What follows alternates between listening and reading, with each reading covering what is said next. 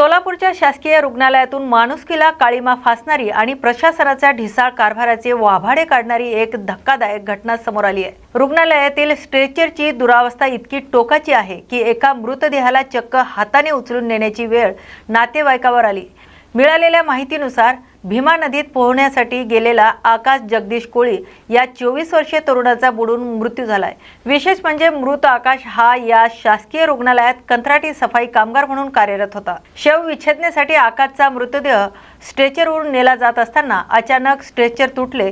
पर्यायी व्यवस्था उपलब्ध नसल्याने संतप्त आणि दुःखी नातेवाईकांनी अखेर मृतदेह स्वतःच्या हाताने उचलून पुढे न्यावा लागलाय। ही घटना कॅमेऱ्यात कैद झाल्यानंतर रुग्णालयातील सुविधांच्या देखभालीवर आता मोठा प्रश्नचिन्ह निर्माण झालेत।